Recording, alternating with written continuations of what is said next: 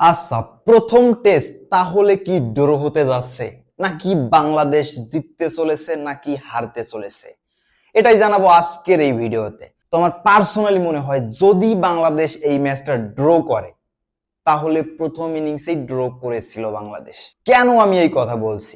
তো বাংলাদেশ 2 দিন ব্যাট করে রান করেছিল মাত্র 495। হ্যাঁ, যদিও খেলার নাম টেস্ট খেলা, আলটিমেটলি ফল কিন্তু নির্ধারণ হয় রানের মাধ্যমে। প্রথম ইনিংসে মুশফিকুর রহিম 350 বল খেলে রান করেছে মাত্র 163।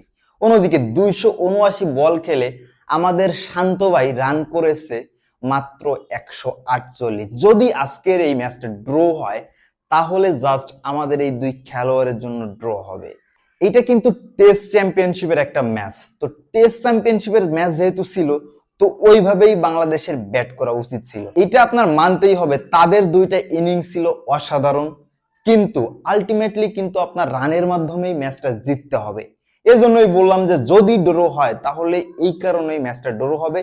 শুধু যে ব্যাটিং এর দোষ দিব সেটা না, বোলিং এও বাংলাদেশ ভালো করতে পারেনি। স্পেশালি যদি বলতে যাই তাহলে পেস ডিপার্টমেন্টটায় এই উইকেটে দুইটা পেস বোলার নেওয়া এটা শুধুই ছেলে খেলা।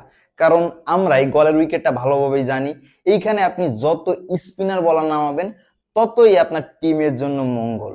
কিন্তু দুইটা পেস বলার নামানো হয়েছে বুঝলাম, ওকে ফাইন, বাট আপনি যদি বাংলাদেশের 15 জনের স্কোয়াডটা দেখেন সেইখানে আরো 2জন পেস বোলার আছে। ভাই আপনি কি শ্রীলঙ্কায় খেলতে আসছেন নাকি অস্ট্রেলিয়া নাকি নিউজিল্যান্ড নাকি সাউথ আফ্রিকায় খেলতে গেছেন? We don't know. এরপর যদি বাংলাদেশের জয়ের কথা বলি, বাংলাদেশ কিভাবে জিততে পারবে? হ্যাঁ, জেতার সুযোগ অবশ্যই একটা আছে।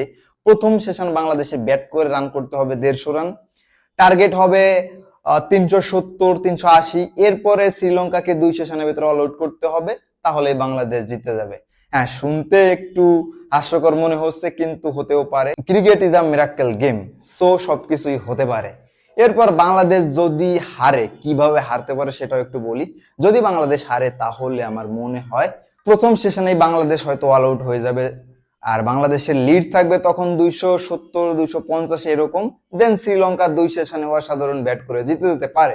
সবকিছুই হতে পারে কারণ টিমটা বাংলাদেশ, পাকিস্তানের মতো অলমোস্ট আনপ্রেডিক্টেবল। তো সবকিছুই এখন হইতে পারে। এখন আপনারা কমেন্ট বক্সে জানান যে কোনটা হওয়ার চান্স সব থেকে বেশি।